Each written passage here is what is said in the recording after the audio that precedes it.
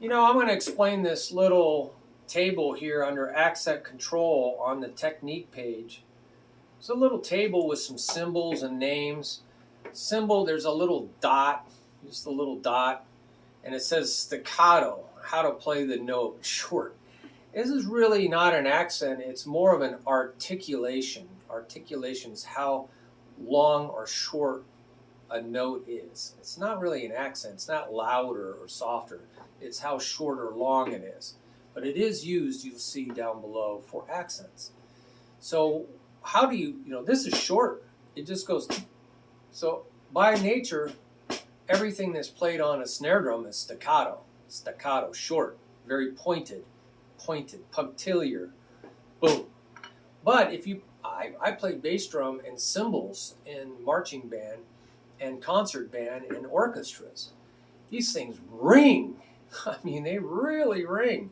So if you see a note on a pair of cymbals or a crash cymbal or in a drum set, and you see a dot above that note, you better cut it off. You better choke it. So you go or and you catch it with the same hand. On the bass drum, I made a pad, a fluffy pad. It was almost like a rag for cleaning your car with, a really fluffy pad. But I made a pad, and it was really fluffy, so I could kill the bass drum, muffle it, mute it, as soon as I hit it. Or if it was pointed, I would go like that. I would have the mallet, I would mute the drum. I do this sometimes on hand drums that ring a lot. I'll put my hand on there and hit it, and that will make it staccato. If it's a short note, like if it's a long note, one and that's a quarter note, rings for 4/16. One and I'll let it ring. Right? It'll die. One and But if it's a short note, one E, eighth note, one E. That's a short note. I'm going to cut it off. I'm going to go one E. One E and. I'm going to kill it on the and. One E and. One E and. One E and. Two E and. Three E and. I'm going to cut it off where the rest is.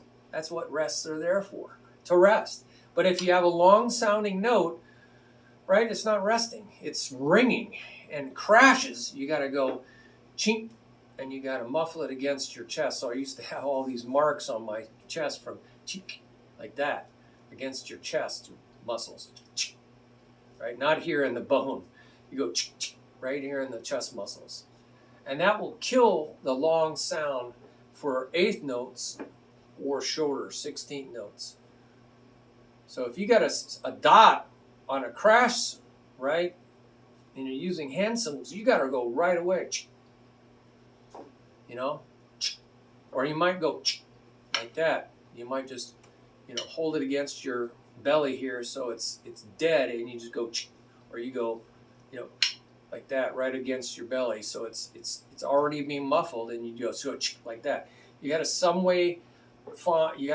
somehow find a way to make it short, to staccato. Crashing, you're going to mute it like that with your hands. That's what that means. Tenuto, it says long.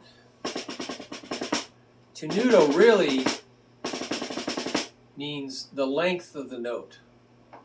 It's the length of the note. It's as long as the note. Why do they do that? Because they want to emphasize that note needs to ring. Don't cut it off by mistake. Maybe on a regular, like a bow, they'll bow it, so they'll make sure it's long, right? It's a long note instead of just plucking it. That's on a string. But for us, you're just going to make sure you count through that note. One E and no biggie for us on snare, but maybe along a bass drum or something that rings, a gong, you're going to, again, let it ring for the note value and then muffle it with your hand so it doesn't ring too long. And you don't cut it off. They want you to give it this full value.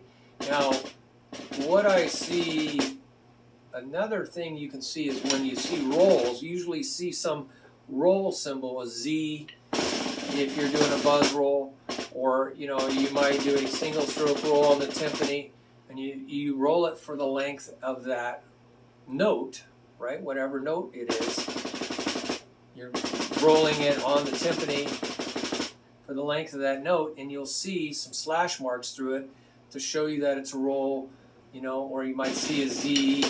So roll for the length of the note. They can really get this across if they put a tenuto over the top of it. It's like, hey, hold this thing out for the whole time. Okay, don't cut it short. I think it's kind of redundant in drumming. This is called an accent. It's a greater than sign. It looks like that. Greater than. Lesser than. So it's kind of just fading away, but it's greater than. It's saying, hey, it's not lesser than, it's greater than. So play it louder. And that's where you should be in most of the time. But it's all relative. If you got a really soft band, or you got only 3 players in the band, this might be kind of loud enough. So it's all relative to the volume of the group, the dynamics. So that's an accent. It's also just called a marcato. M-A-R-C-A-D-O. It's not listed here, but it is this level. It's supposed to be whatever volume this is. The rest of the non-accented notes are. Let's say all the notes are marked pianissimo. If all the notes are marked pianissimo, an accent is supposed to be 2 levels above pianissimo. 2 levels above pianissimo. Next level up is piano. Next level up is mezzo piano. So mezzo piano is only here. So it's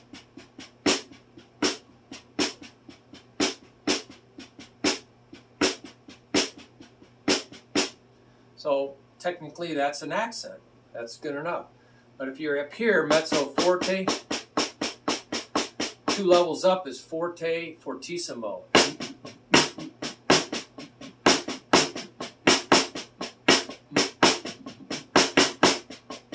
So there should be a big difference, but not an extreme difference. So it's just a big difference. So it's all, again,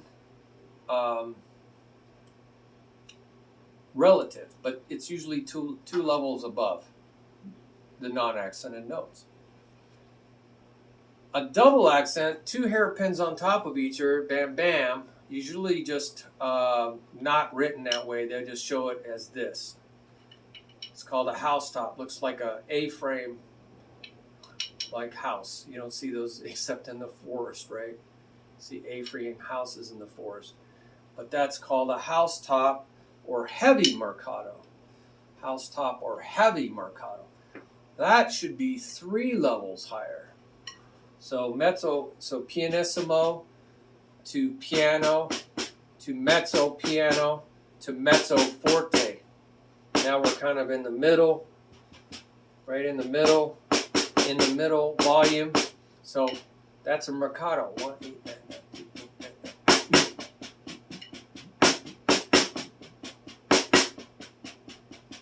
So it doesn't seem very loud, but it is compared to pianissimo. But if you're playing mezzo forte, 1 level up is forte, 2 levels up is double forte, fortissimo, 3 levels up is, what is that? Fortissimo. I think it's called fortissimo. 3 Fs. So you're going 1, 2,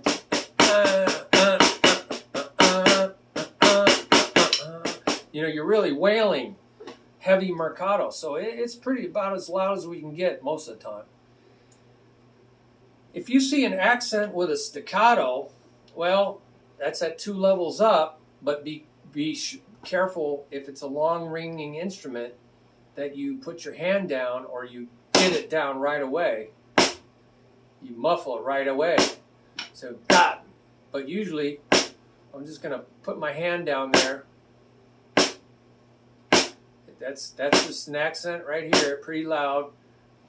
And I have my hand down, muting it. So it is dead. So that's an accent with a staccato. It's hard and short. And if you see this, tenuto, it means, again, let it last for the length. Again, that's just making sure that you don't accidentally kill it off. They want to hear the length of that note. So that's what that is. And I hope that helps explain that chart for you. Thanks.